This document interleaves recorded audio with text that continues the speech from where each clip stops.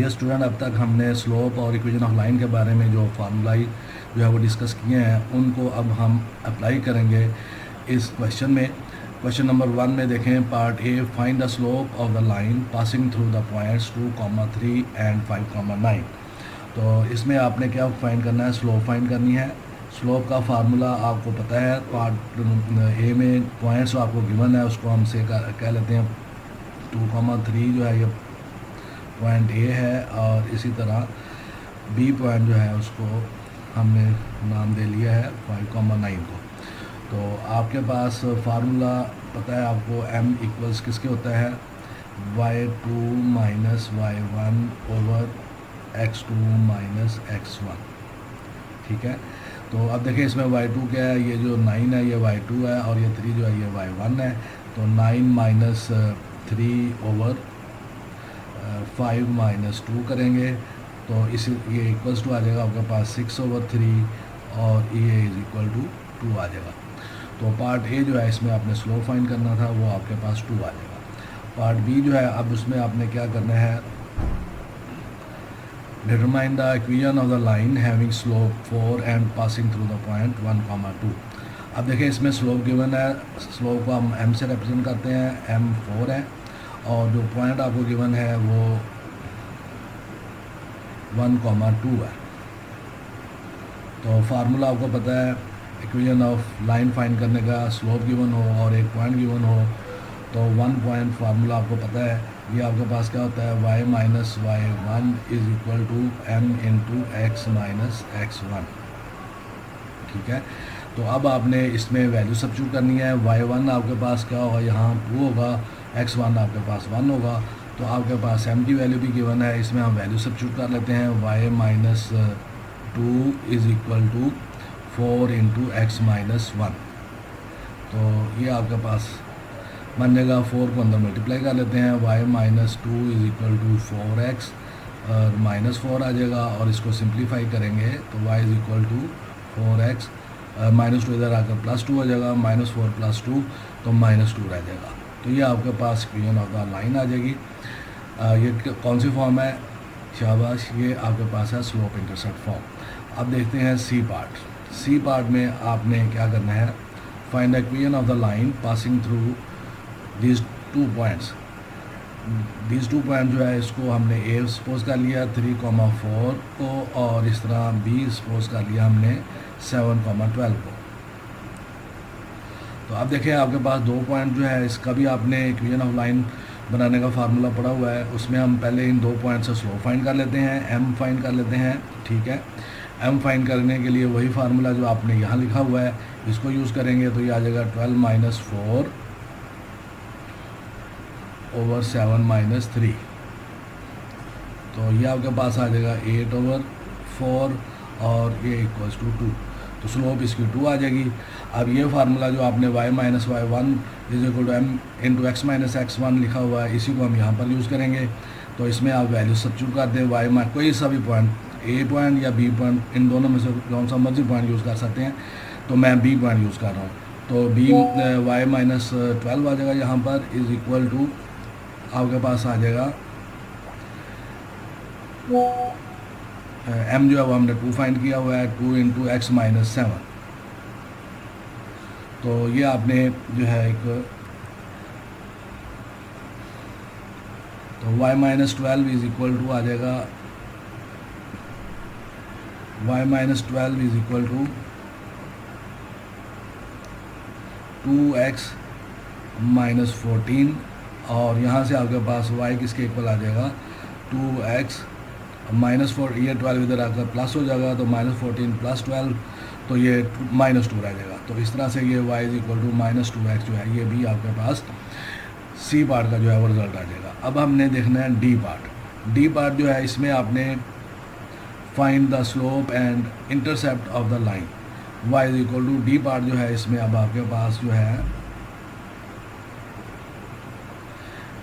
देखिए आपके पास y is equal to 5x minus 7 given है। अब अगर आप इसको इस वाली इक्वेशन से कंपेयर करें y is equal to mx plus c के साथ, तो जो x का कोफिशिएंट है वो आपके पास m होता है, तो इसका मतलब ये हुआ कि m इज़ इक्वल टू 5 आ जाएगा। और ये c जो है ये -7 के इक्वल आ जाएगा, ठीक है। तो c की वैल्यू आ जाएगी -7। तो इसका मतलब ये हुआ स्लोप आपके पास 5 है और y इंटरसेप्ट जो है वो आपके पास -7 है। तो यही दो चीज़ें आपने फाइंड करनी थी, एक आपने स्लोप फाइंड करना था और एक आपने y इंटरसेप्ट फाइंड करना था।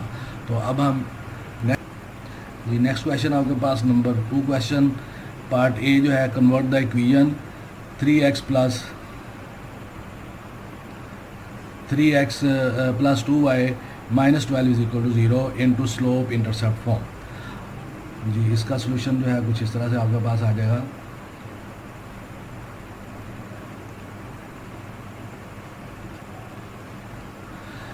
पार्ट ए जो है, इसमें जो इक्वेशन आपको गिवन है वो है 3x plus 2y -12 is equal to 0। तो डियर स्टूडेंट, आपने slope intercept form find out करनी है। तो 2y जो है हम इसको इसी तरफ रहने देते हैं लेफ़्ट साइड पे, और बाकी दोनों टर्म्स जो है उनको उठाकर इस तरफ ले जाते हैं। ये 3x तो राइट साइड पे जाएगा, -3x और -12 राइट साइड पे जाएगा, तो +12 आ जाएगा। अब y जो है यहाँ हमें सब्जेक्ट ऑफ द फार्मूला बनाना है, मतलब y की वैल्यू हमें चाहिए, तो 2 मल्टीप्लाई हो रहा है, इसको राइट साइड पे लेकर जाएंगे तो ये डिवाइड हो जाएगा। तो y is equal to -3/2x और +12/2 जो है वो 6 आ जाएगा। तो ये आपके पास स्लोप इंटरसेप्ट फॉर्म आ जाएगी। यहाँ पर m क्या होगा, शाबाश, m जो है वो क्या होगा आपके पास -3/2 और उसके बाद जो c है वो क्या होगा 6 होगा। जी डियर स्टूडेंट, अब हम इसका बी पार्ट देखते हैं। बी पार्ट जो है इसमें आपने क्या करना है, find the equation of the line parallel to y is equal to 2x plus 5 and passing through the point. y is equal to 2x plus 5 given है आपके पास, ये इक्वेशन है, और पॉइंट जो है वो आपको गिवन है जिसमें से ये लाइन पास कर रही है, वो कौन सा है, 1, -3। तो अब देखें यहाँ से जो ये स्लोप इंटरसेप्ट फॉर्म है, यहाँ से आप जो है वो स्लोप इंटरसेप्ट फॉर्म से m जो है वो फाइंड कर सकते हैं। तो m जो है वो आपके पास क्या होगा, यहाँ पर 2 होगा, ठीक है। अब देखें आपको जो रिक्वायर्ड लाइन है वो इस लाइन के पैरेलल है। इसका मतलब ये हुआ कि जब दो लाइंस पैरेलल होती हैं तो उनकी स्लोप आपस में इक्वल होती है। अगर हम इसको m1 कर लेते हैं तो यहाँ से m2 जो होगा वो आपके पास क्या होगा, m2 जो होगा वो भी 2 होगा। तो आपके पास जो रिक्वायर्ड लाइन है वो इसके पैरेलल थी, इसलिए इसकी स्लोप जो है अगर हम m2 का रख लेते हैं, जो हमने लाइन फाइंड करनी है, तो वो आपके पास 2 होगी। पॉइंट आपके पास ये है। अब आपने फार्मूला लिखना है y - y1 is equal to m into x minus x1। इसमें आपने वैल्यू सब्स्टिट्यूट कर देनी है।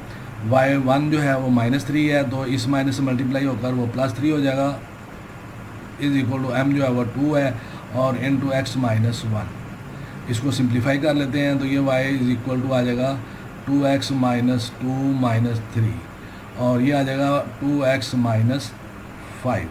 तो ये आपके पास required equation of the line आ जाएगी, ठीक है। अब इसके बाद आपने क्या करना है, पार्ट